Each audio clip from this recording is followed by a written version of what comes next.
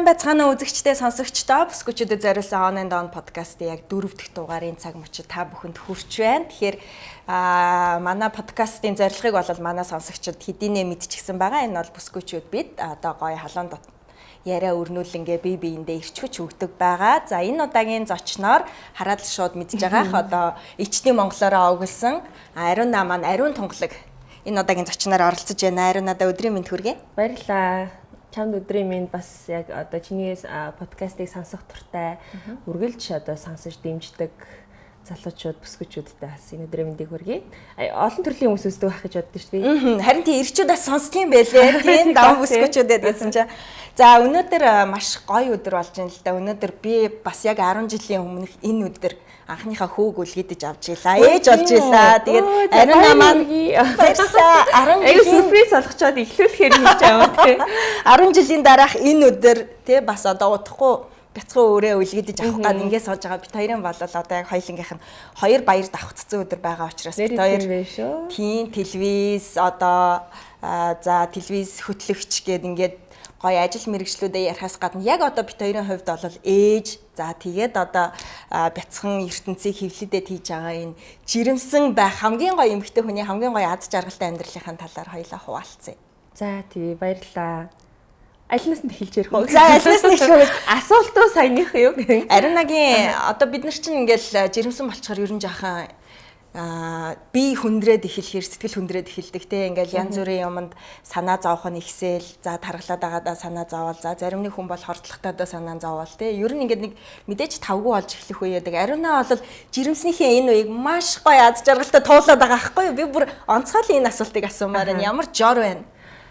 За яг үндэ жор гэдэг ах юм бол байхгүй. Би зүгээр ер нь хүмүүс тэгж ярьдэн шүү дээ. Ээжигээ одоо эмэгтэйчүүд дөөрөөдөг гэдэг тий. Манай ээж бол 4 хүүхэд гаргасан маш гайхамшигтай сайхан эмэгтэй байдаг. Тэгээ би зүгээр ээжийн залуу насыг зурган дээрээс хараад одоо хүүхэд байхдаа ээжигээ яаж бие авч явдаг ямар хүн байсыг хараад ерөөдөө ээжигээ дөөрөөс юм байна л гэж би боддөө шүү дээ. Гэтэ аав маань бол та нар бол одоо манай хоёр охиноос ээжийн залуу насыг гүйцэх хүн байхгүй гэж хэлдэг байхгүй. Тэгэхээр ямар гоё ямар гайхамшигтай эмэгтэй одоо залуу нас нь тийм байсан бэ гэдгийг бол би аавынхаа үгнээс л гэж ойлгодог. Тэгээ манай ээж өөрөө тийм хөнгөн жирэмсэлдэг, төрхтөө ч хөнгөн төрдөг.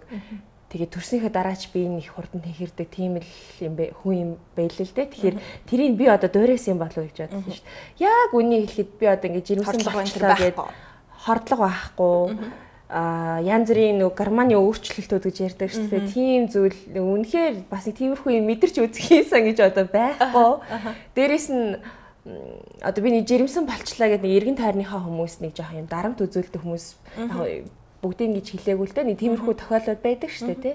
Гормоны өөрчлөлт гарч ийн хит их халамж хайр хүсдэг ч гэдэг юм уу ингээд нэг юм бусдад төвөгтэй байхайг дургуй л дээ. Тэгээ өөрөө ч нэг тийм хөнгөн шингэн жирэмслээд байгаагаа өөрөө хараад өөртөө ч их баярлчаа. Тэгээд энэ яг нөгөө гэртээ зүгээр суухгүй зүгээр айхгүй тас холбоотой гэж магадгүй. Яг одоо юу хийж байна? За одоо тэгэл хийдэг юмгүй л их штэ. Гэр эзэгтэй ажиллаас эхлээл одоо өөрөөхт ажиллаа хийн. Хувийн бас хэд хэдэн зүйл амжуулна. Ер нь би их зүгээр сувтургуу залуу жоохносоо л ер нь тийм байсан. Тэгээд энэ маань одоо ингээд давхар биетэй болсон хойно ч гэсэн энэ нөгөө нэг юм режим ерөөс алддгүй юм байлээ. Тэг хаяа бүр гизээ мартцсан явж идэв штэ. Нарийнхан зай манд машинаа шахаад тавьчаа багтаж байгаа гэж гарахаар багтахгүй. Тэгээд би ч юу илээ гэл. Тиймэрхүү тохиолдол бас байна. Гэхдээ ер нь бол эмэгтэй хүн бүхэн л одоо ээж болдог тий. Ээж болдог, жирэмсэлдэг, өөр хүүхэд төрүүлдэг.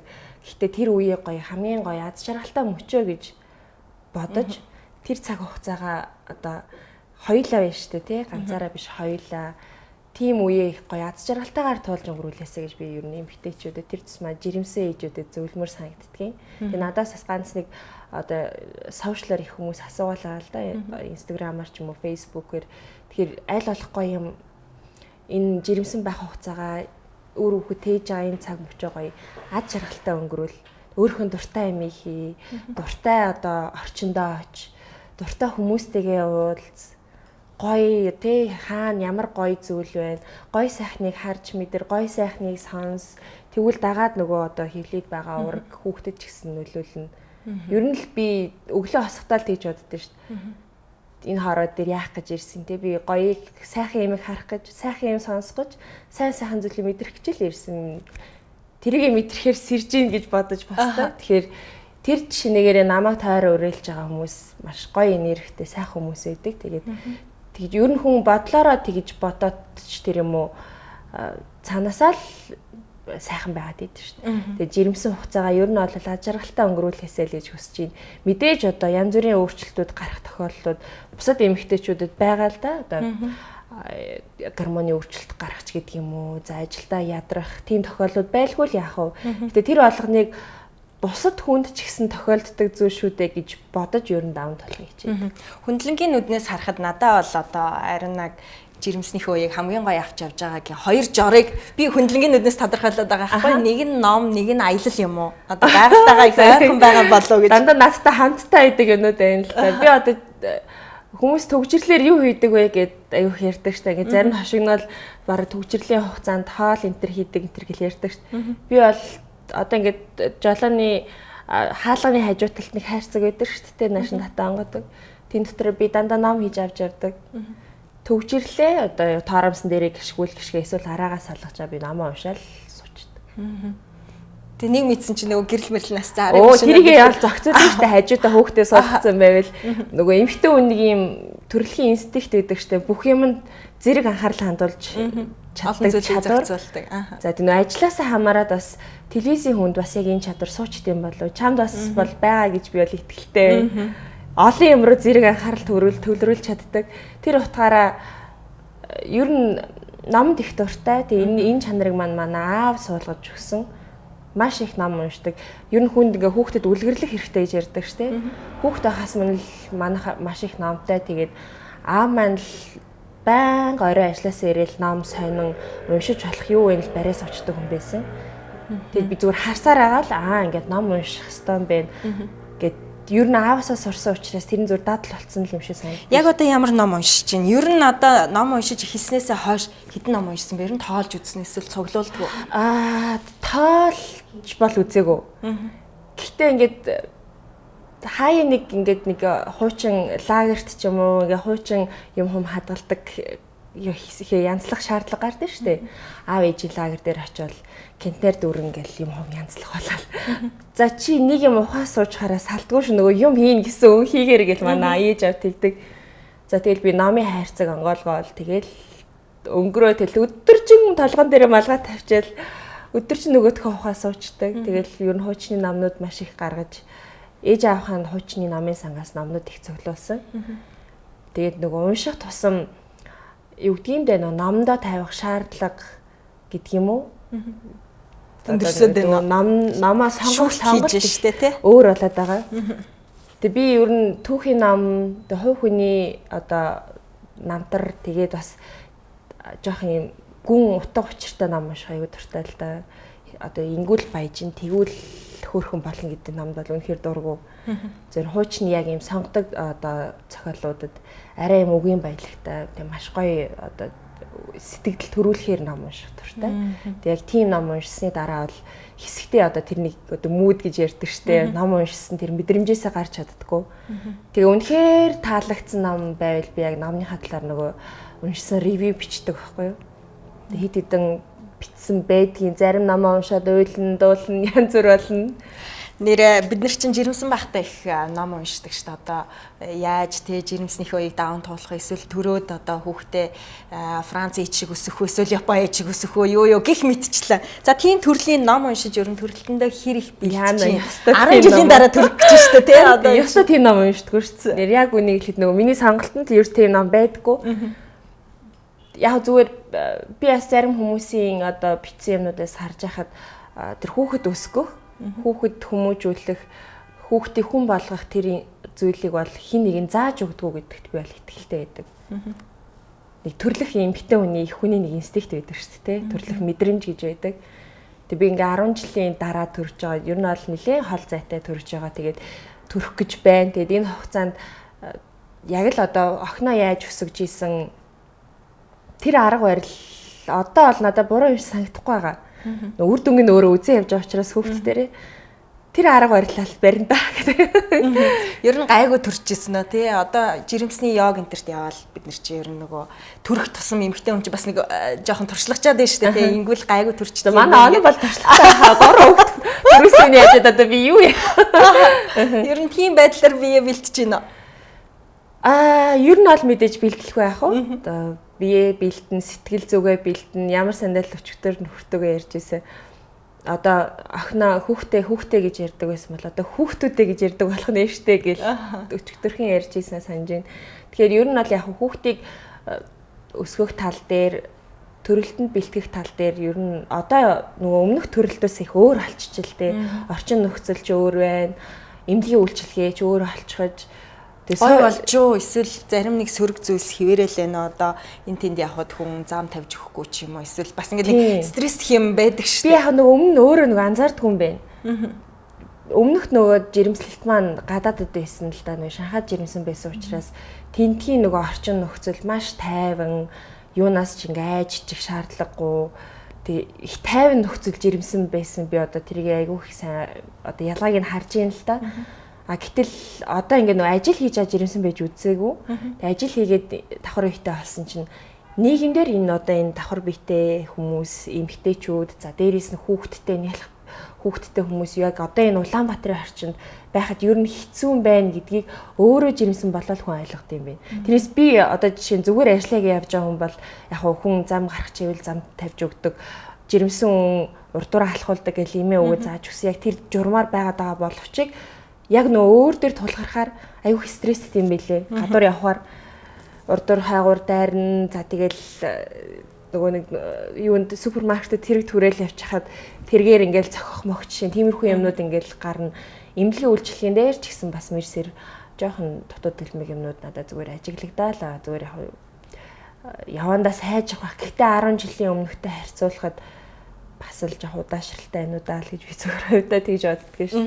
Түрүүн хоёлаа нөгөө аяллаа ярьж байгаад нэрээ орхисон юм шүү. Өнгөрсөн 7 хоногт бид хоёр цаг тавуулахад манайх уулан дээрс айгуу гой цас масан донд алхаж исэн. Ер нь аялал байгаль хоёр баг ариунагийн салшгүй нэг хэсэг баха. Намайг ер нь ном аялал хоёртой тэгэл нэг газар архичул за тэгэл одоо байгальд архичул тэгэл ер нь бол уучраал ч энэ нөгөө хаана үлд баймаараа ингээд тэгвэл би айлгалах байгальд авахыг хичээдэг. Тэгээ байгальд авчихаар бид нар бас гоё орчинд амьдарч штэ Монголд ийшээ гараад 1 км яваал уулан дээр гарч уул байна. Ямар ч хөнгүү байгаль байж болж юм. 20-30 км радиусээс хотоос холдоход л гайхамшигтай зүгээр л хоосон газар биднийг ухтах тийм боломж байна. Гадны том хотууд бол тийм байхгүй ш. Нилээ явж эсвэл нэг цэцэрлэг төрөлөнд нь жинхэнэ мод өнөртдөггүй ч гэдэг юм уу нэг тиймэрхүү. Би бол яг ийм онгон зэрлэг ингээд гоё байгальд очих аягүй туртай. Ер нь л тэгж аялах туртай. Тэгээд одоо нөгөө энэ зам бас аялж чадаагүй давхар ихтэй болохоор 2-3 хоног газар явсан юм. Үгийн явцсан байлээ тий. Чамлаад байгаа байхгүй юу. Тэгтээ ер нь бол аялалгүйгээр ерөөсө төсөөлөхгүй. Гэхдээ би аяллыг хүний яг нэг дотоод ертөнцийг нээж өгөх тэр боломж гэж хардаг шүү дээ. Аялал болгон янз бүрийн одоо нөхцөл байдал явагддаг, янз бүрийн зүйлийг үлдээдэг. Тэгээ би аяллаас ирсэн дараах мэдрэмжэд заавал тэмдэглэж үлдээдэг. Тухайн үедээ ч гэсэн ингээд утсан дээрээ байвал утсан дээрээ одоо тэмдэг дээр бол тэмдэг дээр бичээд үлдээдэг. Ер нь аялалд явахаар байгаль хөдөө явчихаа шууд эм орчдөг юм аа. Тэгээд заавал ном авч явдаг аялалд явахдаа. Гадаад явахдаа ч заавал ном авч явдаг нэг жоохон тийм донтой. Гэтэ бас энийг буруу зүйл биш ах гэж бодоод ийм зөв дон юм биш үү те. Зөв юмдаа түрөө нөгөө хоёлынгийн номын сонголтонд за ингээд илүү одоо амжилтанд хүрэх 10 алхам ч юм уу тий эсвэл хөөрхөн бүсгүй болох 30 алхам ч юм уу. За одоо тийм ном гэхээсээ илүүтэй бас нэг тийм гүнзгий номнууд байгаад идэг. Би Ариунагийн бас номнуудыг харахаар ингээл ер нь ингээд номных нь ревю ч гэсэн айгу гүнзгий яагаад байгаа. Тэгэхээр би бас нэлээд тийм философик эсвэл одоо тийм шүтлэгтэй юм болов гэж би ер нь Ариунаг бодоод идэв шүү дээ. Тийм ер нь жоохон тийм утга учир тийм тайлал янз бүрийн тайлал шаардсан юм л унших туртай да. Тэгээд тэрийг уншихаар өөрөө их тийм гоё мэдрэмж авдаг л да. Тэгээ хамгийн гол нь нөгөө уншигдж байгаа орчин нөхцөл бас нөлөөлнө. Ном өөрөө маш их нөлөөлнө. Тэгээ би сүүлийн үед сонгож байгаа номнууд орчин үеийн зохиолчдын номноос яг үнэндээ нэг тийг сонгож уншихыг хүсдэггүй. Нөгөө хуучны нөгөө зохиолуудыг уншаад тахаар тухайн үеийн бичигдсэн хэв маяг, үг хэллэг орчин үеийн зохиолчдын бичлэгтэй үнэндээ нэрээ ингээд үнэхээр гологдоод идэг л та. Тэгэл яа харахгүй хуучны зохиолуудыг уншина. За тэгээ нэг зохиолчийн нэг л номыг уншия гэсэн тийм ер нь зарчимтай болоод байгаа.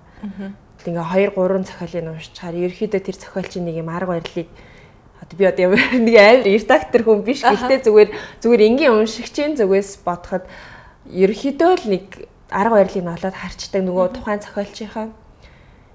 Тэгээд шүтлэгийн тал дээр бол байгаа. Энэ маань бас магадгүй нөгөө 103 сар ер нь бусад амралтын хугацаанд өвөө эмээтэйгээ өссөнийх байх гэж би боддоо шүү дээ. Бидний үеийнхэн бол нэг тийм л үе төссөн шүү дээ. Ээж аав нь ажилтай. Тэгэл хүүхдүүдээ өвөө эмээ дээр нь үлдээчдэг. Яг тэр өвөө эмээгээс сурсан, сонссон тэр хүмүүжлийн арга барил маань одоо намайг ингээд амьдралд бас хандах тэр хандлагыг суулгаж өгсөн гэж би хавьдаа боддог. Ээж аавын үе бол одоо бидний ээж бол нэг үеийн л хүмүүс байгаа. Жинхэнэ нөгөө энэ орсынхан шүтлэггүй талын хүмүүс шүү дээ. Манай ээж чинь материаллык тал руугаа те ингээд эсвэл юм шинжлэх ухаанч тал руугаа хүмүүс шүү дээ. Орс интер сургууль төгссөн. Тэгээд ерөөхдөө нэг юм амьдралын хэвнэл нь өөр. Тэг яг тэр тухайн үед ч гэсэн цагийн нөхцөл байдлаасаа шүтлэгтэй байхыг ин ч гэсэн бас нэг төдийлэн сайшаадгүй ч байсан үе ч юм уу. Ер нь шүтлэгтэй. Тэгээд шүтлгийг гэхдээ би бас их олон талаас нь харахыг хичээдэг юм аа. Яг одоо шүтлэгтэй гэхээр тийм мухар сүсгтэй гэсэн үг бол биш. Аль болох илүү шинжлэх ухаанч талаас нь ер нь судалж байгаа юм. Ойлгох гэж одоо тэр тухайн одоо шашин байлаа гэхэд ямар мөн чанартай шашин юу хэлэх гээд байгаа. Тэгээ би энэ шашин шүтэх юм бол одоо тийм үнэхээр сүсгэлэх юм бол би юуг олж мэдэх гээд надад ямар өөрчлөлт авчрах юм гэдэг тэр талаас нь илүү хандхыг хичээдэг. Тэгээ би нэг амар үг сонссон, онгоцон сонсч ийсэн. Онгоц савлаад тэгээд хүмүүс ч мэдээж тэгээд жоохон агаарын нөгөө юунд ороо савлахаар чи ингээл аль болох өстө нөгөө мэддэг одоо аль шашны хүн бэ мэддэг бүхэл юмаа ингээд хэлнэ штэ. Тэгээд онгоцонд явж ийсэн нэг хүн сүхэтэй хүн сүсгтэй байдаг гэдэг үгийг хэлж ийсэн байхгүй. Тэг ямар айхтар үг хэлж байгаа яагаад ингэж хэлж байгаа гэдгсэн. Ер нь ингээд те юмны утга учирыг ойлгодог таньж мэдсэн хүн болвол сүхэтэй байдаг. Тэгээ тэр сүхэнийхээ хэрээр сүсгтэй бас байдаг юм аа гэж хэлж ийсэн. Тэгээ би тэр үгийн тухайн үедээ ийм одоо арай жоохон өөр үгээр тайлбарлаж болох юм болоо да гэж бодож исэн боловч ер нь хожим бодоол яваад хахад бараг жоохон ширүүхэн хэлсэн л юм шиг боловч нэлээ үнний ортог байна да гэж бодож исэн.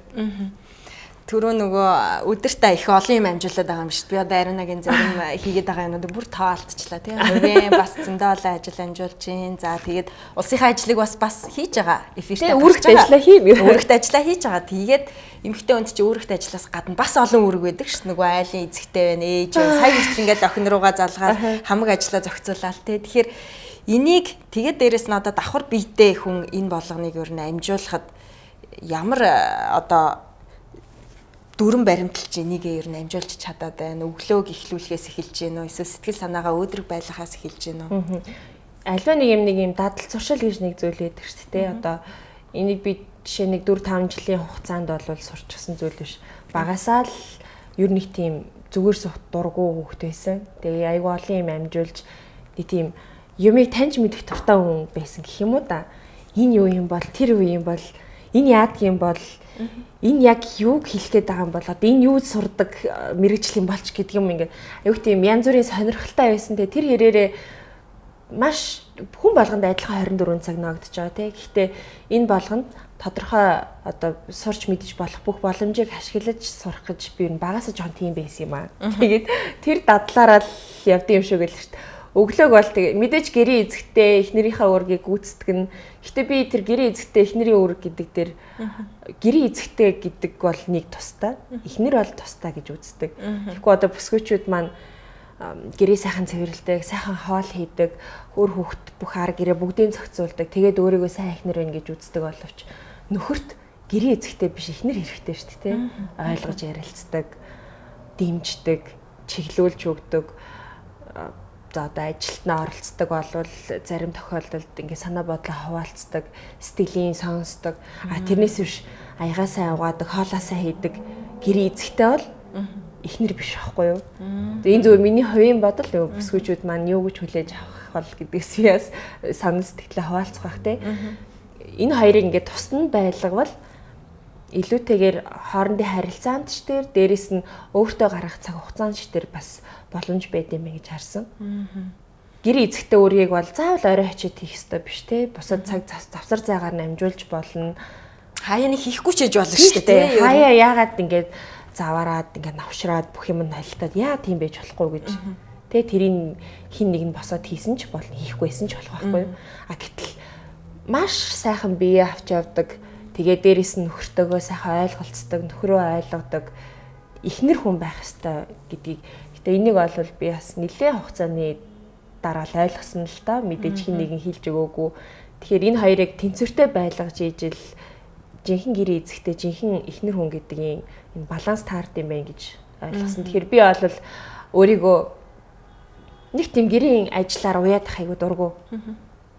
Тэрийг бол нэг тийм хүндрэлтэй асуудал ч гэж хүлээж авдаггүй. Маш богино хугацаанд турдаа амжуулцдаг. Тэгээ одоо жирэмсэн болохоор жоохон нөгөө ажил маань жоохон багасаад гэртээ зарцуулах, гэрийнхэнтэйгээ байх хугацаа бол нэмэгдэж байна л да. Манай онон бол одоо телевизийн хүн, эфирийн хүн ямар цаг хугацааг яаж телевизэд зарцуулдаг вэ сайн мэдж байгаа ах. Тэгээд хаяа бараг л гэрийнхэнтэйгээ унтчихт нь гараад унтчихт нь орж ирэх тохиолдлууд байдаг. Баярын үеэр бол бүр ерөөсөө байдаггүй тий. Тийм одоо бүх нийтийн баяр бол одоо телевизийнхний хувьд бол жихийд ажлын үе байдаг шүү дээ. Хизээч баяраар бараг амарч үзээгүй 10 жил болсон байлээ. Тэгээд одоо нас амарч үзэх чинь. Тийм тэгээд ер нь бол дадал зуршлаас л хамааралтай гэж би хувьдаа боддөө шүү дээ. Сайн ер нь ингээл өөртөө дадал зуршил болгосон зүйл. Ариунагийн өөртөө одоо хөвшүүлсэн хамгийн зөв дадал зуршил өнөөдрийн Ариунаг бүтээгээд ийм гоё ад жаргалтай, амар амгалан тэгээ амжилттай байлгаад байгаа одоо ганц дадал зуршил нь юу байх вэ? Онцлоод хэлвэл. Жаа хувиа хичээсэн сонсогдож магадгүй. Гэхдээ өөртөө хайртай байх. Би бол энийг ямар ч цаг хугацаанд өөртөө хайртай бай, өөрийгөө хайрладаг бай тий. Чамайг хин нэгэн хайрлаж болно. Гэхдээ чи өөрийгөө хайрлаж байгаа шиг чамайг хин ч хайрлахгүй шүү дээ. Чиний юунд дуртайг, чиний юуг зордгийг, чиний зорилгыг, чиний мөрөөдлийг, хүслийг чи өөрөө л хамгийн сайн мэдж байгаа тий. Тэгэхээр тэрэндээ хүрэхийн тулд хүн өөртөө хайртай, өөртөө анхаарал тавьдаг л хэрэгтэй. Гэхдээ мэдээж дагалдах одоо зүйлүүд байлгүй яах вэ? Мэдээж дэмжиж одоо тусалдаг зүйлүүд мэдээж байна. Гэхдээ өөртөө маш хайртай байх хэрэгтэй. Өөрийгөө хайрладаг. Тэр тусмаа өөрийгөө хайрладаг ихнэр хүн, өөрийгөө хайрладаг эмэгтэй хүнийг хайрлахгүй ир хүн гэж бол байхгүй. Дэмжихгүй одоо хамт олонч гэдэг юм уу? Дэмжихгүй гэр бүл те найз нөхөд гэж бол байхгүй. Чи өөрийгөө хайлаа. За би одоо жирэмсэн болцсон юм чинь тэртээ тэргүүд харгална тий. Тэртээ тэргүү гормоны өөрчлөлт гарна. За тэртээ тэргүү ингээл үсгэзэг бүх юм унаал ингээд царай алтна гэж бодоод өөрийгөө гаруунд нь хаях юм бол тэгэл за жирэмсэн эмхтэй ийм л байд юм байна. Нөхөр нь ч гэсэн тэгж бодно шүү дээ. За жирэмсэн байхаараа ингээд тух цундар нь ч өөрчлөгдчихдээ юм байна. Өөртөө хандах хандлага нь ч өөрчлөгдчихдээ юм байна ингээд. Чамааг өөртөө яаж хандна? Бусад хүмүүс чамд яг тэгж хандна л гэсэн утгаар би өөртөө ер нь тийм зарчим баримталдаг. Тэгэхээр би өөртөө шаардлага өндөртэй, би өөртөө хайртай байгаад өөрийгөө хайрладаг, өөрийнхөө эрүүл мэндийн төлөө тасгал хийдэг ч байдаг юм уу те. Ийм байх юм бол эргэн тойрны хүмүүс нь тэртээ тэргүү хайрлна. Ер нь энэ л гол зарчим. Энээс үүдээд л ерөөсөө тэгэл амьдралтай хандах хандлага бүх юм гарч ирнэ л гэж боддог. Өөрийгөө хайрлая. За одоо өөртөө гологдсон хүн бол өрөөлтч гологдно гэл. Ингээд сүүлийн үеийн яг л одоо яригадаад байгаа юмнууд байна тий. Эмэгтэйчүүд маань яг ингээд өөрийгөө хайрлах гад тэгэхээр болтгүй л дээ. За одоо гоо сайханд орох юм уу? За хүмсэн янзлуулах юм уу гэл айгүй ийм багахаа хитгэн цөөхөн тооны үйлдэлээр тэрийг хязгаарлалцдаг тий. Гэтэл чинь өөрийгөө хайрлна гэдэг чинь одоо ер нь бол асар том философи явж штэ тий. Гэтэ миний өөрийгөө хайрлах гэдэг байгаа нь бол үргэлж гадуур гоё яваал тий. Үргэлж гоо сайханд ороод ингэдгийг би яг хэлээгүй шүү. Би яг үнийг хэд гоо сайханд ордоггүй. За би өсчөнд ордоггүй, гоо сайханд ордоггүй. За өстой 2 сард нэг удаа хумсаа янзлуулдаг. Одоо өөрч мэдхгүй би ямар тааш тийм одоо бүсгүүчүүдийн гадуур өөртөө цаг зарцуулаад ингээд гадуур явдаг гоё байдаг, байлгадаг тийм үйлдэлүүд нь шүү дээ. Тийм үйлдэлүүдийг би хийдэггүй. Ариуна өөрийгөө яаж хайрладаг? Өөрийгөө хайрлаж ингэж ойлгодоггүй. А би яаж өөрийгөө хайрладаг гэдэг миний тэр зарчим юу хэлээд байна вэ гэхээр өөрийгөө гоё амар тайван байлгах, дуртай юмаа хийх, дуртай цагтаа амарч чаддаг байх, тий, дуртай цагтаа хүссэн одоо газар руугаа явж чаддаг байх. Зорилготой байх, тий, тэрийгээ ингээд биелүүлдэг байх. Миний одоо ном унших дуртайг манай нөхөр жишээ нь мэддэг байх. Би ингээ байгаль руу байгаль руу хөдөө явах дуртайг маань тэр хүн дэмждэг байх тий. Одоо хамгийн ойрын хүн гэдээ ярих юм бол тиймэрхүү зүйл дээр нөгөө өөрийнхөө дуртай юунд дуртай вэ гэдгийг мэдчих юм бол тэрэн дээр л өөрийгөө хайрлаж хэлээ. Тэрнээс гоо сайхны салооноор яваад дэлгүүрээр худалдан авалт хийгээд ингээд мөнгө үрээд одоо юу гэдэг юм бүсгүүчүүдийн нөгөө стрессээ тайлдаг тийм аргууд нь штэ. Тийм юмд би яг үндэ цаг зарцуулдаггүй. Надад яг үндэ тийм цагч гардаггүй. Хаа нэг өстө завсар цагаар ингээс орж хумсааж байгаа янзлуулаад будахгүйсэн шаардлагагүй. Хумс будахгүй бол нэг тийм тухайн үний гоо сайханд ч юм уу нэг амар том нөлөө үзүүлэхгүй шүү дээ. Тэгээ нөгөө телевизийн ажлын онцлог нөгөө байнга одоо юм бэлтгэлтэй гоё явах гэхээсээ илүү байнга бэлэн байдалтай гэдэг утгаараа үс одоо нүүр бодол байнгын бэлэн байдалд байх гэдэг утгаараа би юу өсчинд орж үсээ зүгээр жоохон тэгшлүүж тайруулах ч юм уу нэг тиймэрхүү л үйлчлэгээ авдаг бараг үсэндээ тас мас өгч ингэж одоо тим юмд цаг зарцуулснаас арай өөр зүйл цаг зарцуулсан дээр гэж боддог байхгүй. Тэгэхээр өөрийгөө хайрлах гэдгийг өөрийгөө эхлээ сонсоод үзээрэй. Би юу юунд дуртай хүн юм болоо. Би яавал ад жаргалтай яж чаддаг вэ гэдгээ эмгтээчүүд мэдчих юм бол тэрнээс үүдэлтэйгээр өөрийгөө хайрладаг болчихно. Тэгээд тэр хийдэг үйлдэлүүдийг чинь гэрийнхэн чинь нөхөр нь, найзууд нь хараад манай одоо ари чинь жишээ нь ийм юмд л дуртай. Энэ тал руу чиглүүлэх юм бол тий энийг дэмжиж өгөх юм бол дуртай байдаг шүү, улам сэрэгдэг шүү гэдгийг хардаг болно гэх юм уу? Ариуна бит хоёр нэг мэрэгчлээ тий олон улсын харилцааны сургууль адилхан магистр төгссөн. Одоо энэ ажлаараа нэрээ юу хийж чинь сонь сайхан. Сургууль орчмоо ер нь эргэж тойрч байна уу? Сургуулаараа бол очиж байгаа. Ганц нэг одоо багш нартайгаа уулзах үе байна. Гэхдээ би яг үннийг хэлэхэд нэг юм хүмүүс ингэдэж шүү дээ. Багтаа ингээл хөтлөгч болох сонирхолтой үндсэн телевизийн хөтлөгч нарыг хараад би энэ хүн шиг л болно гэдэг ч юм уу тийм ингээд нэг мөрөөдөл байдаг штэ. Би одоо яг үннийг хэлэхэд хүмүүс гайхлах л та би ерөөс хөтлөгч болно телевизийн салбарт ажиллаж мөрөөдж байгаагүй. Үнэхээр мөрөөдж байгаагүй тийм хувь тавилан ерөөсөө ингээд энэ зам руу чиглүүлсээр хагаад оруулсан. Миний хүсэл тэр үед юу байсан бэ гэхээр одоо бол тийм хүмүүс би болчихсон байгаа л да. Намайг жоохон байхад бол байгаагүй. Тэр нь юу вэ гэхээр одоо Монгол улсыг төлөөсөн хамгийн анхны эмэгтэй элчин сайд гэж хүн тэр тухайд эмэгтэй элчин сайд хүн байгаагүй л дээ. Намайг одоо сурагч байхад гэх юм уу. Миний хүсэл мөрөөдөл ер нь тэр байсан юм. Тийм учраас би одоо олон улсын харилцааны чиглэлээр суралцсан гэж мөрөөддөг байлаа. Тэгээд аялал жуулчлалаараа сурч исэн. Тийм одоо аялал жуулчлалын хөтөж мэрэгчлэр сурсан. Тэр маань намайг аялал дуртай болгосон юм болов гэж боддیں۔ Тэгээд дээрэс нь бизнесийн удирдлага, маркетингийн чиглэлээр бакалавра хамгаалаад тэгээ урд хятадд Шанхайд сургууль төгсөөд тэгээ Монголд ирээд яг үндэ хүсэл мөрөөдлийнхөө сургуульд орохыг хүссэн л дээ. Тэгээ намайг ингээд оюутан болцсон гэж тэгсэн ч хүмүүс сэтгүүлч үү гэж тэгдэг. Үгүй би өөрөө хүслээр сургууль сурч байгаа гэл. Тэгтээ өдөр одоо тэр сурсан зүйлээ ажил хэрэг болгондоо гэхдээ ажил дээр бол маш их хэрэг болж байгаа. Одоо юу гэдэг адлан үнтэй ярилцлага хийх тохиолдолд одоо тэндээс сурсан зүйл маань, мэдэж авсан зүйл маань, багш нараасаа сонссон зүйл маань маш их хэрэг болдог. Зөвхөн одоо нэг юм баригдмал одоо зүйл биш шүү дээ. Одоо мэдээллийн орон цай маш том байна. Маш олон мэдээлэл дунд байна. Тэгэхээр энэ болгоноос бол зөвхөн одоо дотоод үйл явдал гэхээсээ илүү гадны улс орнд чухам юу болж байна? Манай улс тэнд ямар байр суурьтай гэдгийг мэддэг байх нь бол миний сонирхлыг татдаг байсан учраас энэ салбарт бас дуртай. Тэгээ явандаа одоо хувь тавилан чиглүүлэх юм бол тэгэл тийшээ зөвлөндөө. Нэрээ одоо яг ингэ сансан чинь Ариуна бит хоёр 10 хэдэн жилийн өмнө Шанхайд танилцчихсэн тий. Би бас тэгэхэд урд сурдаг байсан.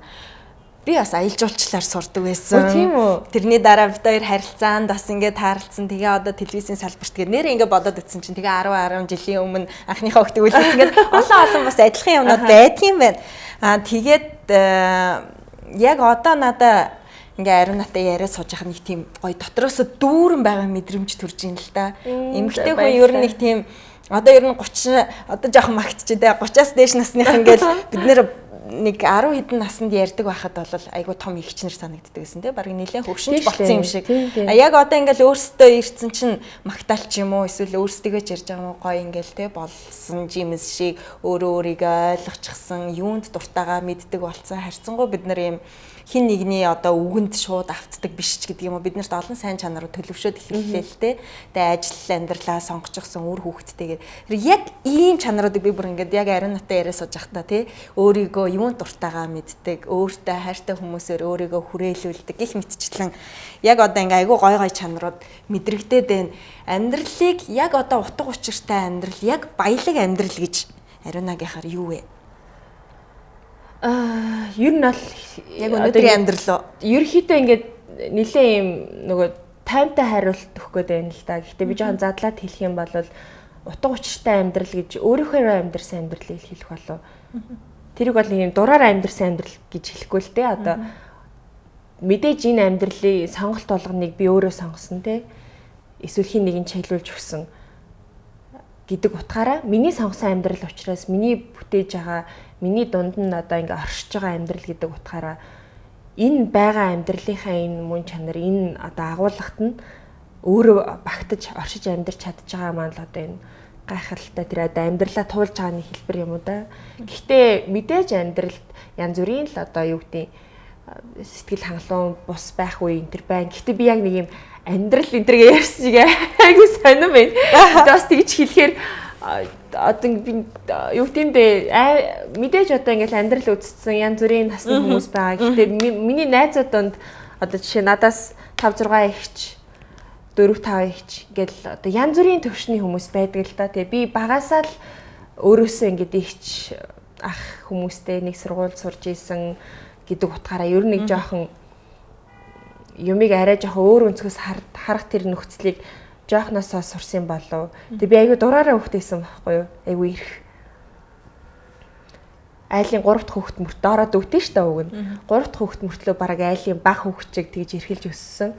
Тэгээ тэр хэрээр айгүй дураараа. Тэгээ одоо миний энэ амьдралдаа гаргасан шийдвэр болгон дандаа тэр өөрийнхөө тэр дураар шийдсэн шийдвэрүүд байдаг. Тэгээ би энэ ээж аавдаа одоо хүртэл баярлдаг. Яагаад гэвэл тэрэн дээр дураараа дээр нэмэхэд хүмүүжүүлсэн бааш таарж байгаа хгүй маш сайн хүмүүжүүлсэн. Ер нь олж хатуу гарын хүмүүжлэлээр хүмүүжсэн гэдэг маань ингээд чанга барьдаг байсан. Гэхдээ одоо буруу зам руу оруулаагүй гэх юм уу? Гэхдээ дураар нь ойлгодог байсан. Айгуу тийм нээлттэй өсгсөн болж таарж байгаа юм л да. Тэгээд ерөөсө бүх шийдвэрийг өөрөө гаргадаг байсан. Тэг хамгийн гайхамшигтай нь одоо шийдчихэд дотор ингээд бодно шүү дээ нэг үйлдэл хийхээс өмнө шийдчихэд хариугаа өөрөө гаргачаад тэгээд тэрийнхаа дараа ээж автаа хэлдэг. Ингүүл тэгвэл яах вэ гэх асуух маягтай. Аль шийдэ гаргачаад би асуух гол болохгүй шүү дээ. Тэшнээ жоохон ч байсан юм чи. Тэгээ асуухаар хаяа миний шийдвэртэй ижилхэн байна. Хаяа минийхээс эсрэг байна. Тэгээ эсрэг байвал за би зүгээр асуусан юм а гэхдээ би шийдтсэн гэд ингэдэг байхгүй тэгээ би тэр маань юу яг хിവэрэ амьдрал дээр би яг нөхөртөөгөө танилцаал нөхөртөөгөө хамт байх үедээ ч гэсэн яг тэр хаашаараа хилээд шийдчихэд дараа нь хилдэг байсан. Тэгээд тэрнээс болоод хаяа зөрчил гарах тохиолдлууд байна ярилцсангүй гэдэг. Тэгээ сүүлдээ болвол за энэ хүн бол ингээд өөрөө шийддэг. Гэхдээ тэр нь буруу байдгүй гэдэгт итгэдэг учраас одоо хүртэл хамт идэг болов. Хэрвээ буруу байгаад мэдээж алдаж онох юм байна л да. Гэхдээ өөрөө өөрийнхөө гаргасан шийдвэрээр амьдарч байгаа учраас энэ амьдралын хамгийн гоё тэр баялаг гоё сайхан байгаагийн илэрэл юм болов гэж боддог шүү дээ. Нөхөртэй харилцаа сүүл үед ч одоо нөгөө хасуудын хоорондын харилцаа гэж баг хичээл ордог болсон. Лекц авдаг боллоо шүү дээ. Одоо чи ер нь хүмүүс нөгөө харилцаа гэдгийг чинь баг амьдралын нэг чухал зүйлгээ ойлгоцсон. Зөвхөн хайр сэтгэл байхаас гадна хүмүүс хоорондоо их мэдлэгтэйгээр харилцах хэрэгтэй гэж ойлгочихсон тий. Тэгээ хоёулаа сая ярьсан шүү дээ. Өөрийгөө хайрлаж байгаа, өөрийнхөө тэр одоо дуртай зүйлийг зөвшөөрүүлж байгаа тийм байдалтайгаар хосын амьдралыг аз жаргалтай бат бөх авч явахын гол нууц нь юу юм бэ? Нууц гэхээс эмэгтэйчүүд нэг жоохон өөрийгөө золиослчих гээд байдаг шүү дээ. Өөрийнхөө амбицийг байдаг юм уу, карьерийг байдаг юм уу, хүсэл мөрөөдлийг байдаг юм уу, аль нэг зүйлийг. Харин тийм би миний хэлээд байгаа ерөөсөө гол санаа л ерөөсөө тэр өөрийгөө бити ерөөсөө хай те. Чи нөхртөөгөө танилцахдаа ямар байдлаар танилцсан? Чи ямар зан чанартайг чинь хараад тэр хүн чамд дурлсан? Чи юм амгалан одоо өөртөө ихтгэлтэй хүснээ хийдэг, өөрийнхөө хүслийн төлөө одоо тий зарчимдаа үнэнч тэгж байх үед чинь чамтай танилцсан бол яг тэр хэвээрээ лээ. Эсвэл одоо айлын эрх таних охин байгаа л аав ээжийнхээ үгээр бүх одоо үйлдэлээ заалгаал одоо яадаг чи төрөл бүр байгаа штэ. Яг ямар байхдаа нөхртөөгөө танилцаж байсан, ямар дүр төрх чинь, ямар одоо хандлага чинь тэр хүний хайрыг татсан. Яг тэр хэвээрээ лээ. Тэрийгээ эмгтээчүүд хүнтэй сухаараа алдчихдаг гинэ. Нөгөө амьдралд нухлагдаад ухаан суугаад хатан ухаан мухаан. Үгүй тэгэл одоо мэдхгүй мэдээж амьдралын нөхцөл байдлаас хамаараа за одоо энэ хүнтэй ингээд би суудсан юм чинь ингээд өөрийгөө орхичд юм байна л да. Тэрнээс үүдээд одоо эмгтээчүүд өөрийгөө алдаж эхэлдэг. Тэнгуут нөгөө нөхөр нь өөрийнх нь дурлж исэн хайрлж исэн нөгөө эмгтээ биш болсон байдаг. Нэг харахад гэтэл нөхөр бол тэнд өсөж дивчээд эрэгтэй хүн бол өөр шүү дээ тий. Эрэгтэй хүний амьдрал баримтлагдаг зарчим инстинкт нь огт өөр. Тэрүүгээрээ бас жоохон ялгаатай байдаг юм болов. Яг одоо зорж байгаа одоо магадгүй мэдээж гоё эсэн минь амарж чихөөрхөө үрээ тэрхийг одоо хамгийн нэгдүгээр зорж байгаа. Гэхдээ яг ажил мэргэжил талаасаа юм уу эсвэл хүсэл мөрөөдөл талаасаа зорж байгаа хамгийн том ажил ер нь төрчөөд хийндэ гэсэн юм юу вэ? Төрхөөс өмнө хийнэ. За эхлүүлсэн явж байгаа юмнууд байгаа. Тэгээд бас одоо яг нөгөө бүр ингээд баттай одоо ажил хэрэг болгоод эхлэл нь дөнгөж тавигдаад явж байгаа болохоор бас нэг худлаа амлалт өгмөөргүй л юм л да. Гэхдээ ямар тач хүн болгонд хэрэгтэй л юм байх хэрэгтэй гэдэгтэй холбоотой ажил уу? Үгүй. Хувийн зүйл одоо яг нөгөө ярилцлагыг хэлж ирсэн шүү дээ би нөгөө зүгээр суух дургүйгээд жирэмсэн байх тэгээд төрсөн хугацаанд ч гэсэн би зүгээр суумааргүй л байна л да. Хэдийгээр нялх хүүхдэд маш их анхаарал хэрэгтэй, хүүхдээ өсгөн хүмүүжүүлнэ гэдэг ажил их байгаа боловч тэр хажуугаараа тэр өгөгдөж байгаа надад олгож байгаа цаг хугацааг би ашиглаад дахиад нэг юмд хүч үзмээр одоо суурийг тавьсан байгаа юм биш үү? Суурийг тавьсан. Тэгээд тодорхой хугацааны дараа биелэлээ олох байх. Тэгээд тэр үед бас хуваалцах мөч ирэх байх гэж бодож байна. Тэгээд түрүүний нэг юм дээр нэг хэлээ гэж бодож исэн зүйл харилцаа гэдээ ярихаар ерөөсө харилцаагүй юм байдгүй шүү дээ. Хүмүүс хооронд байнга харилцаа байна. Одоо хоёулаа бол ажил амьдралынхаа зүйлээр холбоотой харилцаа байна. Хэрвээ харилцдаггүй байсан бол бит хоёр бие бинийг таньдаг гэж хэлэхэд эргэлзээтэй. Бүх зүйл дээр харилцаа байна. Харилцаа дээр нэмэх нь хандлага байдаг тий. Би биентэйгээ яаж харилцаж байгаа, ямар хандлагаар хандж байгаа вэ гэдгээс ерөөсөө л цаашаа тэр хүмүүс холбоотой байх хэсэг л хамаардаг. Тийм учраас гэр бүлийн асуудал дээр ч гэсэн зүгээр тайвширч хэрэгтэй юм шиг санагдсан ш надад. Зүгээр л тайвширчих хэрэгтэй юм шиг хэсэг хугацаанд нөхрөө ч юм уу эхнэрээ ч юм уу хартгаа болоод ингээд зүгээр тайвширчих ингээд тайван. Тэгэхээр тэртээ тэргүү нөгөө үнэнч тайвширчин, өөрөө ч тайвширчин. Тэртээ тэргүү одоо энэ сонгогдсон амьдрал өөрчлөгдөхгүй л гэж бодож байгаа бол зүгээр тайвширчих хэрэгтэй. Тэгэхгүй нэг юм хадгуу энэ яаж байгаа л тэр яаж байгаа энэ хинтээ уулзж байгаа л яаж байгаа л хийж байгаа л гэд байвал үргэлж нөгөө тэрэнд анхаарлаа хандуулад өөр асуудлуудад анхаарал хандуулж чадхаа болчихно. Гэхдээ ер нь ингээд эрэгтэй хүмүүс мэдэгддэг штэ нэг ямар эмэгтэйд дуртай нь. Их тийм төлөв төвшин, гэртээ суух дуртай, гэртээ байх дуртай, төлөв даруу айлын ихнэрүүд байна. Тийм ихнэртэй дуртай хүн байна. Маш их хөдөлгөөнтэй, ерөөсөө ингээд завсар заагүй чөлөө завгүй ажилтдаг. Тэгэл нэг харахад хоолой хийцэн байж идэг, нэг харахад хүүхдээ асарсан, нэг харахад өөр юм эсвэл энэ тэнд ингээл явж идэг ингээл маш их зүйл амжуулдаг их нэртэй хүн байна. Тэгэхээр анх танилцахдаа тэр одоо нөхөрчин ч юм уу найз залуу чинь чамайг ямараар харсан юм? Яг тэр хэвээрээ лээ. Тэр чинь л одоо өөрийн чинь мөн чанар мэдээж явцын дунд хүн өөрчлөгдөн л дөө. Гэхдээ хамгийн сайхан амьдралын гоё зүйл ерөөсөө л амар тайван байх.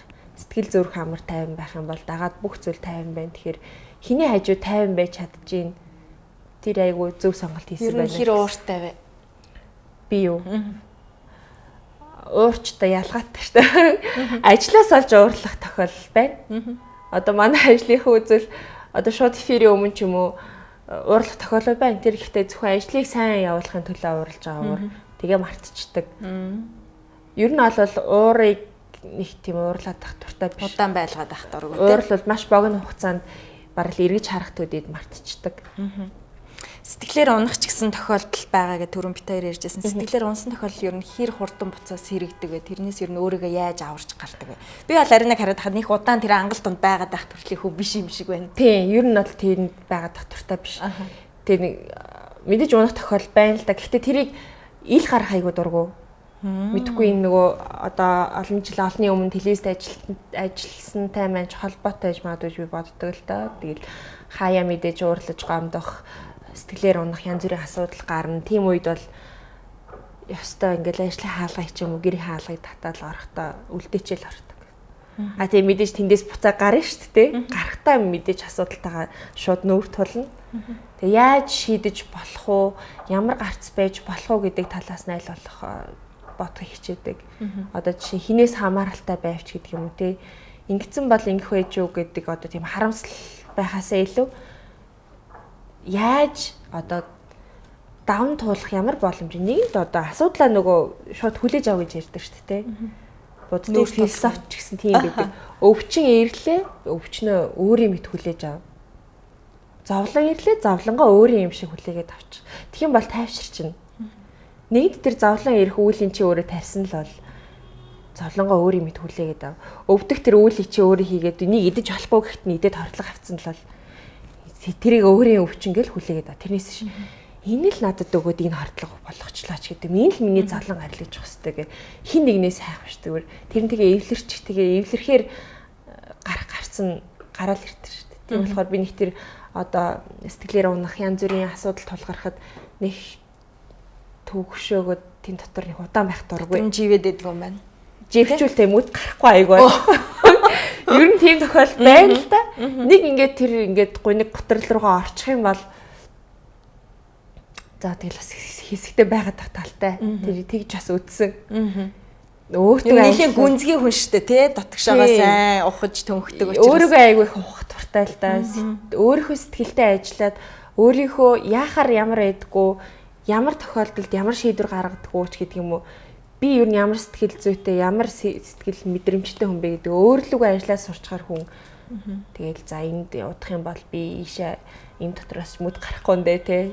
Энүүхэн авдаа эрэг хаваар нь байчаа буцъя ч гэдэг юм ингээ тийм асуудалтайгаа одоо тулгарч агаад өөрийн болгож хүлээж авч байгаа л одоо давдаг да. Тэрнээс биш зарим тохиолдолд бол асуудлын нөгөө гарцыг өөр хүнээс хайх ч юм уу те хин нэгэн шийдэж өгөх.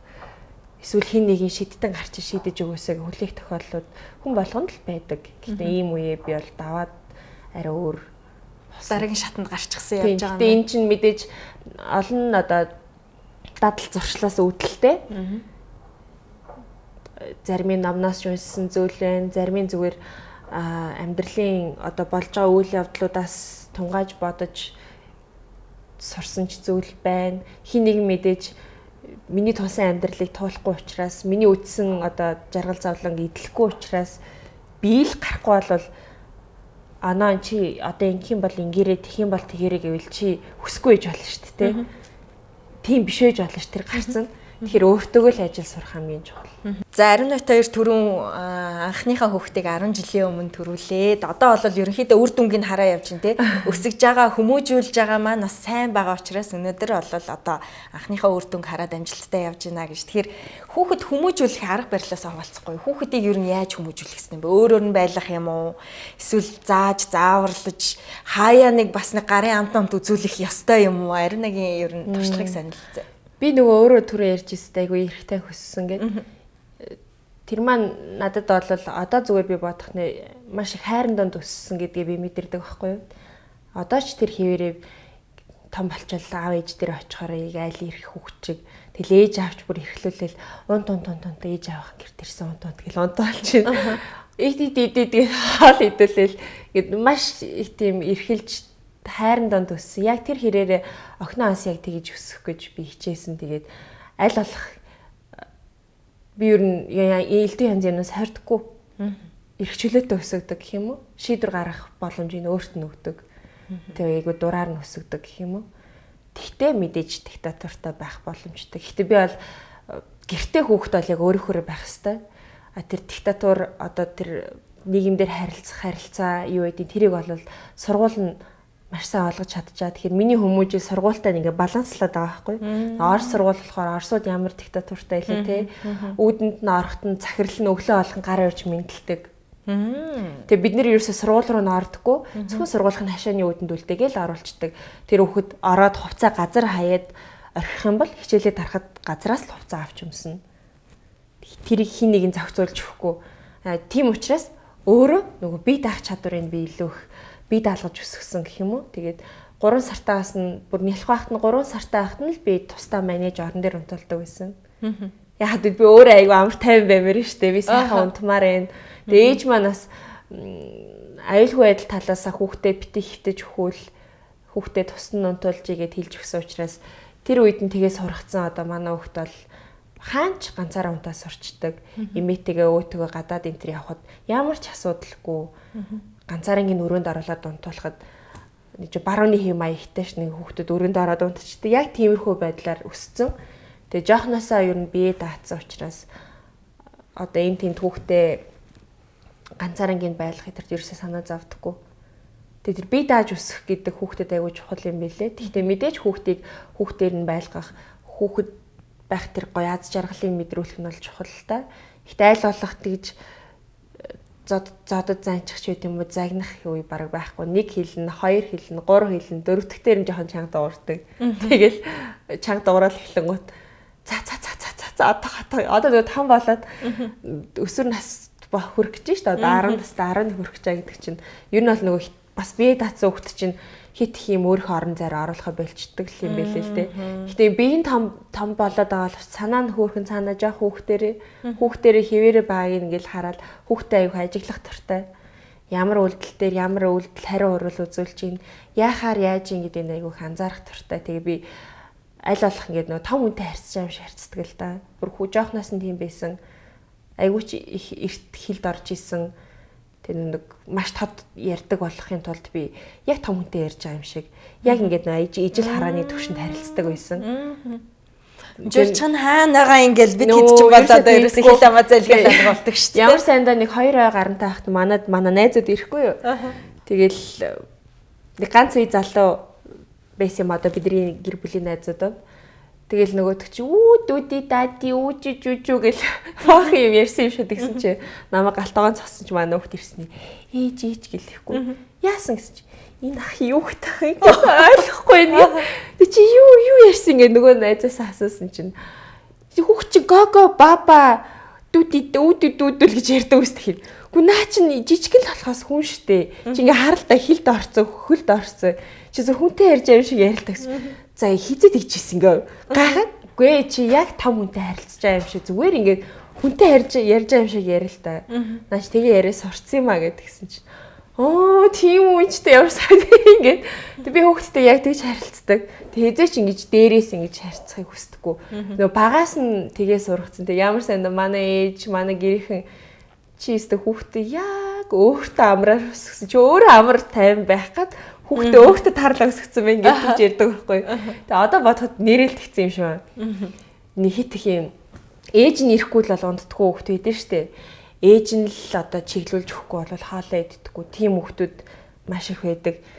Би тийм байхыг хүсээгүй л дээ. Яа тэгвэл маш их ажилтай.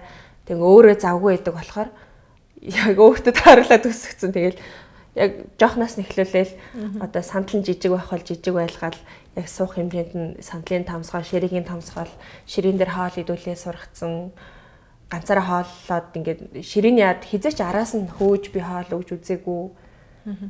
Яг ингээд нэг хүн ийм л ах хэвээр ийм зарчмаар хооллож, ийм зарчмаар унтаж, ийм зарчмаар өөртөө арчаатай байх хэвээр гэдгийг зарим нь үлгэрлж харуулна, зарим нь хэлж өгөө сургацсан. Одоо тэгээд аюу аим ш. Надаас ер нь нэг тийм янз бүрийн одоо нэг ус байгаадаг, ингэдэг, ээж энийг л ингэхгүй бол би чадахгүй гэдэг юм байна. Аль болох өөрөө оролдож үзэж чадахгүй бол ээжээрээ хэлэгдэг ч юм уу. Нөхөртэй харилцаан тийм байх боломжтой юу? Одоо нэг ясанд нөхрийг тийм болгож сургах боломжтой юу? Ихнэрээ хараад тий одоо юу гэдгийг хоолоо хийхгүй тий ингээд хөрөгчөнд нь бүх юм байхад тий хийхгүй сууж ах юм уу? Эсвэл ихнэр авахгүйсэн ч өөрийгөө болгочдаг. Би бол нэг ийм зарчим баримтлаа. Би тэрийг анх барагд нөхөртөө танилцахтаа л анх хэлж ийсэн. Тэгэл яг одоо ч тэр хэвээрээ байгаа. Тэгээ түрүүн би ярьсан штэ нөхөр чинь чамайг ямар байхад чамтай танилцсан. Яг тэр одоо зан чанар өөрийгөө тэр боддог байдлаа тэрийг ахиулнуул гэхээс тэр төвшөөсөө битээ буулга. Тэг мэдээж өсөж хөгжиж хүн өөрчлөгдөн. Гэхдээ анх ямар байсан, анх өөртөө хэр арчаатай, ямар зан характертай байсан тэрийг битээ алд. Тэрийг ахиул. Тэрээс биш. Тэрнээс тэр төвшөөсөө доошоо битээ буу. Би яг нөхөртөө тийж ярьдаг байсан байхгүй. Анх танилцал найз залуутай болцсон гэсэн үг шүү дээ. Найз залуутайгаа чиний утас бол чиний утас. Миний утас бол миний утас. Миний имэйл хаяг бол минийх, чинийх бол чинийх. Би чинийх рүү орж үзэхгүй, чи минийх рүү үзэхгүй тий. Гэхдээ би чамаас утсыг чи хэрэглэх болохгүй гэж аваад хэрэглэнэ. Чиний компьютерыг ашиглах бол одоо нууц үгүй чинь чамаар хийлгээд би хэрэглэнэ. Чиний мэйлээр би мэйл явуулах бараг шаардлага гарахгүй л дээ. Уусаа гарч байгаа ч хөө явуулах бол чамаар ингээд чиний оролцоотой ингээд хандна. Дундын юм бол дундын байх. Хувийн орон зайруу чинь би хаалтахгүй. Чамайг найз нөхдөдтэйгээ уулзахад чинь би яг чаа гэхгүй зүгээр удалгүй хэдэн цагт ирэхий чинь л асуу. Тэгэл хийсэн цагтаа л ир. Тэгэл ингээд юм чөлөөтэй. Тэгэхгүй бол зарим хүмүүс одоо Facebook нь ихнэртэй найзтайгаа бичээтэй гэсэн чинь нөхөртэй ч бичиж яах шүү дээ. Бараг хүүхдэн ч орж бичээд тахших юм уу те. Тиймэрхүү тохиолдол байдаг шүү дээ. Ингээд хит ийм беби нэрүүгээ ийм давж орсон харилцаа эргээд тухайн хүний орон зайг байхгүй болгочдөг.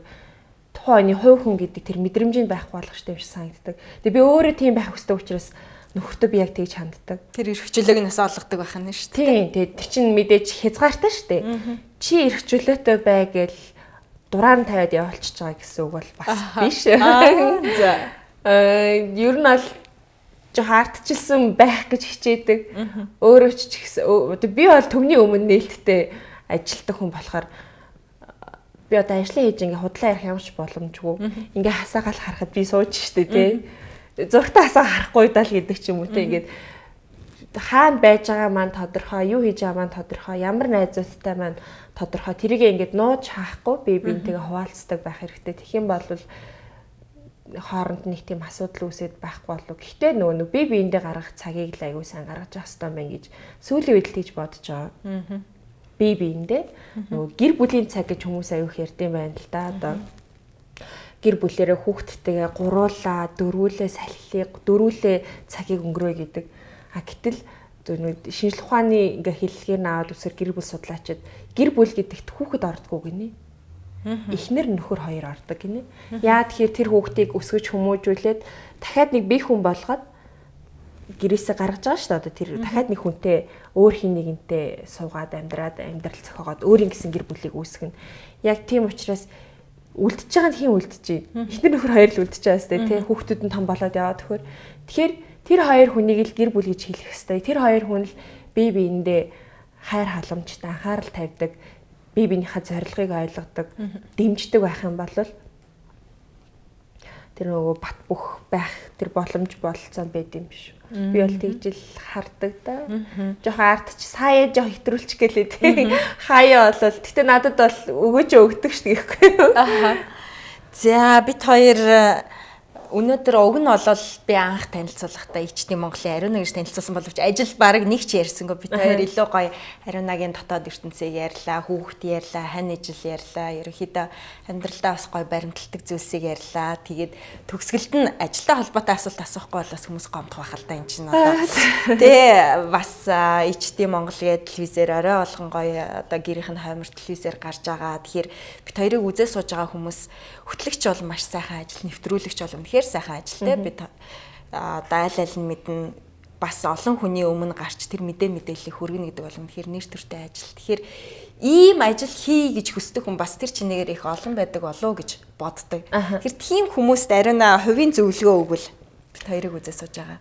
Би энэ ажлыг анх эхлүүлэхдээ би маш зоригтой эхлүүлж исэн л да. Одоо Монгол телевиз байгуулагдаад 2 жил болж байхад нь би очиж ажилд орох гэж очиж исэн. Тэр үед намайг хин нэгэн таньдаг хүн ч юм уу чиглүүлж чи ишаар ингээд тий одоо татаас гэж ярьдаг штэ. Тим юм ерөөсөй байгаагүй. Би шууд 2 сарын турш зурагт үтсэн. Аль телевизд орох уу гэдэг би өөрөө сонгосон. Үзэл за энэ юм байна. Энд очих юм бол би хөгжих юм байна. Би энд очих юм бол өөрийгөө харуулж чадах юм байна. Тэгээд одоотойгоо харьцуулахаар айгүй зөрөгтэй байсан байлээ. Тэгээд би ямар нэг юм би тэгээ ажлынхантаа ч гэсэн хэлдэг байсан тэр үед одоо тухайн үед хамт ажиллаж байсан хүмүүсээс цөөхөн эдэн л үлдээд одоо бус нь дандаа шинжилгээтэй байна л да. Тэгээд бүгдийг судалсан би. Цуг ажиллах хүмүүсээ. Би ямар баг хамт олонд орох ч байгаад би бүгдийг судалж исэн. Тэр үед хятадаас ирсэн байсан учраас арай нөгөө сошиал орчинд арай илүү эрт орчихсон одоо мэдээллийг арай хурдан ингээд нөгөө мэдээлэлтэй харилцаад сурцсан байсан ч юм уу давуу тал байсан байх ч боддیں۔ Facebook, Twitter аль үржээ орчихсон байсан. Тэгэл байгаагийн судлаад байхгүйг дамнуулт судлаад гэх юм уу айгүй тийм тагнуулын шин чанартай судалгаа хийж байгаа. Тэгээд хэнийг ч танихгүй би тэр газараас хэнийг ч танихгүй. Тэгсэн ирнэ би хин нэгнийг таньдаг эсвэл хин нэгэн хүний нэрийг хэлж очих шаардлага гарна да тэр газар. Ажилд авъя гэсэн зар энэ төр байгаагүй. Оо тийм үү. Тэгин гут би нэг тийм очих шаардлага надад нэг тийм шалтгаан хэрэгтэй болсон л доо. Тийм гут нэг найзтайгаа би сэтгүүл хамт гаргадаг байсан. Сэтгүүлд нь маркетингийн чиглэлээр нь туслаад бас одоо нийтлэл ярилцлага энэ төр хийж өгдөг байсан. Тэр сэтгүүлэл барьж очихоор боллоо да. Одоо өөр надад бариад очих юм байсангүй. Тэгээ өөдөнд нь очиод мэдээж телевиз чинь юм хаалттай туртаа хүн татгшоо нэвтэрч байлтгүй хинтээ олцгоол гэж байна. Мэдээний яалмын дарагтай ч уулзъя гэл нэрийг хэлээл дуудлаа. Тэг нөгөө хүн гарч ирэл чи хин блэ юу гэм намайг танихгүй штэ тэгээд сэтгүүлээ барайл би нэг 2 асуудлаар явчих гэл амар ажил хэрэгч. Нэг нь сэтгүүлтэй холбоотой тэр бол зөвөр миний тактиклээс юм л да. Хоёр дахь нь бол би танил хэлсийг сонирхож явж байна. Тэгээ би ингээд энэ мэржлийн хүн биш. Гэхдээ би ингээд ажиллаж исэн надад туршлага сурсан юм байна. Намайг шалгаад үзээч би ажилд орохсон юм а гэж шууд хэлж исэн тэр үед. Манх тэгж хүний сонсоод тэр хүн бол одоо шокнд орс дараа надад хэлчихсэн. Бүр амар зөрөгтэй. Ингэж хэлж ирж исэн үн надтай уулзж исэн тохиол байгаагүй гэж хэлдэг. Тэгээд би ерөөс 14 хоногийн дотор Монгол эзэд ажилд орж исэн тэр үед. Тэг чи юу хийх юм? Би мэдээний хөтлөгч юм. Би шууд нэвтрүүлэг хөтлөнө. Намайг шалгаад үз. Би сар мар туршилтаар явахгүй намайг 7 хоногийн дотор би шалгуулад өөрийгөө мэдрүүлээд тэгээд одоо би өөрийгөө шалгуулаад тэгээд ажилд оръё. Хүсвэл намайг хүсэхгүй бол би өөр газар очиж ажилд орно. Амар тийм зоригтой би бол тэрийгэ зориг гэж үзээд байгаа юм л да. Одоо би хаа нэг газар очиод хизээч тэгж хэлж чадахгүй. Тэгээд магадгүй тэр үед миний зоригийг ч үнэлсэн байж магадгүй. Үнэхээр бас ингээ хөгжүүлээд аваад явбал боломж байгаа юм байна гэж харсан байж магадгүй. Тухайн үед намайг бол ажилд авсан. Яг миний хүснээр 14 хоногийн дараа би жинхлэгдэжсэн 7 хоног туршилтаар. Тэгээ одоо манай захирал номин тэр үед бас дөнгөж англиас ирчихсэн. Телевизэд дөнгөж өөрөө хүлээгээд авч ирсэн үе байсан. Тэгээ би анх удаа номин захиралтай уулзаад ярилцлаганд ороод тэр ярилцлага бол баг одоо тэгж тийм удаан одоо ажилд орох ч юмтай ярилцлага хийж исэн. Ярилцлага байгаагүй гэж нарийн бичиг надад хэлж исэн л та. Маш удаан ярилцлага болсон.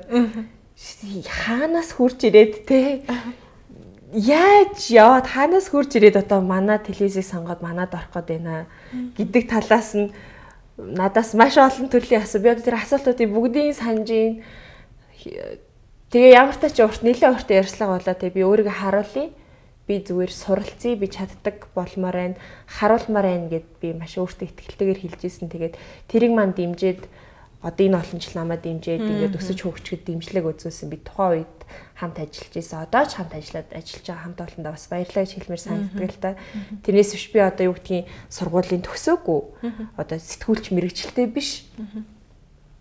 Дээрээс нь одоо юу гэдгийг одоо яг энэ телевизийн салбарын бол одоо мэрэгчлээ хүн биш л дээ. Гэхдээ өөртөө ихтэй байгаад өөрийгөө хөгжүүлж чадсан маань өдий зэрэгтэй явахт маа надад туссан юм болов уу гэж. Тэгэхээр хоёулангийн нөгөө зөвлөгөө юу боллоо? Ерөөсөө телевизээ сайн судлаад ажилчдыг сайн судлаад миний зүгээр гол хэлэх гээд байгаа санаа юу гэхээр хэрвээ дуртай байвал таны нас хүйс одоо тэ эрэгтэй ч гэж болно, эмэгтэй ч гэж болно. Дуртай байгаад надад нэг ийм одоо ийм чиглэлийн ажил мэргэжилтэй болох чадвар байна гэж хэрэг харж л байвал яагаад өөрийгөө сорж үзэж болохгүй гэж. Би зүгээр энэ өөрийнхөө түүхээр сорилтонд орсон байхгүй би тухайд. Тэгээд хэрвээ дэмжигдээгүй болвол би магадгүй улам ингээд тавчлаад авах байсан ч байж магадгүй эсвэл болоод өөр чиглэлээр явах байсан ч байж магадгүй. Тэгэхээр хамгийн түрүүнд хийх алхам чи ерөөсөө үнэхээр хүсчихвэл тэрнийхээ төлөө зориглоод үзээл гэж хэлнэ. Гэхдээ хөтлөгчийн ажлыг битгий хамлаараа энэ бол маш хэцүү, маш том хариуцлага, үүрэг даалгавар, нэг үг үйлдэлийг буруу хийхдээ л агуулгаар нь буруу болгочих тийм магадaltaй учраас би гэхдээ ажилдаа аюу хайртай. Тэр хэрээрээ би ажиллаа маш хүндэлдэг. Тэр одоо мэдээний студийн ширээний ард дуртай хүн очиж сууж чаддаггүй учраас үн цэнтэй гэж би үздэг байхгүй. Тэгэхээр одоо ингээл маш олон хүн тэр ажлыг сонирхож байгаа. Гэхдээ дуртай нь очиод тэрний ард суугаад ингээд хөөрхөн царилаа сууна гэж бол байх. Би тэр бол хөөрхөн хүн хийдэг ажил гэж боддгоо. Маш олон талын мэдлэгтэй, чадвартай, бусдыг сонсох чадвартай, санаагаа илэрхийлэх чадвартай хүнээс яг тоочны те хүсэж байгаа одоо хариулт авах. Хариулт нь л чухал болохоос миний асууж байгаа асуулт тэр хүнд чухал биш. Одоо үзэгчтэй ч чухал биш. Хариулт нь нийгэмд тэр урьж авчирсан хүн юу гэж хэлэх гэж байгаа нь хүмүүс чухал гэх мэтчлээ. Тэгээ олон чадвар шаарддаг. Тэгэхээр зөвхөн хөөхөн одоо ийм зөв төрхтэй гэж ярьдаг шүү дээ. Эфирийн зөв төрхтэй тэдэс тэдэн насны гэдэг тэр шаардлагыг би бол манай ажилд хамгийн уур тавих хэрэгтэй зүйл гэж бол бодохгүй байна. Тухайн хүн өөрөө энэ ажлыг хийх хүсэл мөрөөдөл байгаа цагт бол тэгээд тодорхой хугацаанд хүн боловсрдог, чадвар суудаг. Тэгэхээр магадгүй энэ мэргэжлийг сонгохыг хүсэж байгаа хүмүүс байдаг бол ер нь бол энэ ажил мэргэжлийн онцлогийг эхлээд ойлгочих хэрэгтэй. Цаг завгүй байдаг, хариуцлагатай байдаг. Тэгээ маш шаргуу, тэгээд маш хурдан мэдээлэл дүн шинжилгээ хийж, анализ хийж, хариу урвал үзүүлж чаддаг байх, хөрөөх чадвартай байх, богино хугацаанд гид ярьж байгаа зочин ярихаа болчихвол яах вэ? Ярмааргүй болчих магадгүй шүү дээ. Тэг ингээд чимээгөө суулгаад иж болохгүй шүү дээ. Тэгэхээр хөрөөх чадвар тэр одоо юу гэдг юм бэ?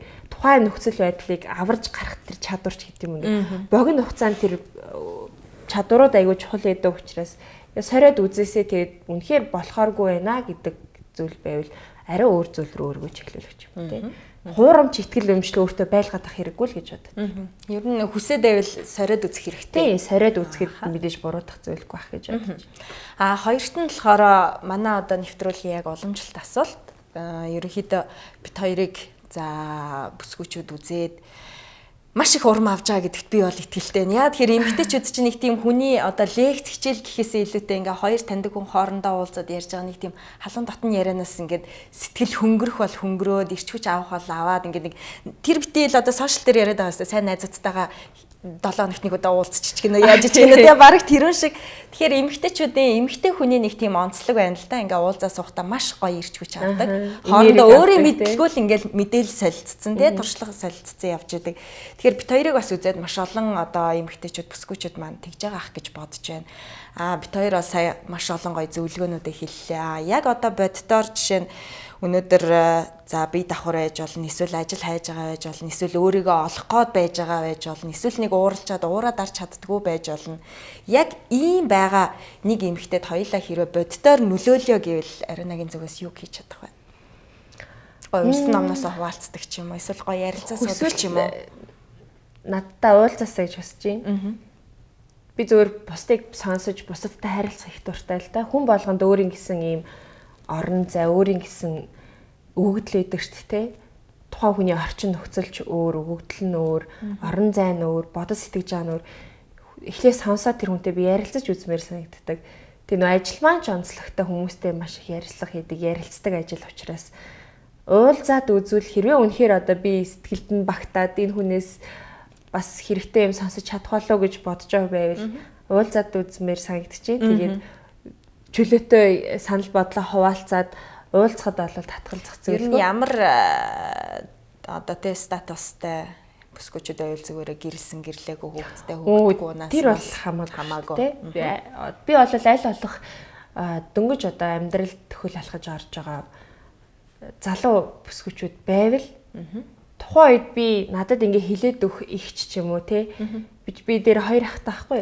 Хилээд өгөх ихч, хилээд өгөх одоо чиглүүлээд өгөх ментор гэж ярьдаг шүү дээ. Одоо тэгж ярьдаг л болоод байна л да.